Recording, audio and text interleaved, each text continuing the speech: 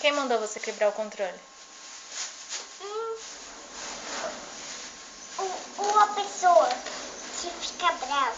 Hum. E aí, você não pode brigar. É só você ficar quietinho. Bem quietinho. Depois, eu vou trazer um monte de geladinho pra você. E aí, tudo que você quer brigar comigo. Eu não gosto de pessoa brava.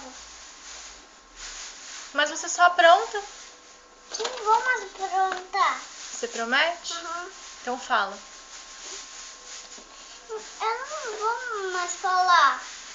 Promete. Eu prometo. Então fala. Eu prometo que não vou mais aprontar.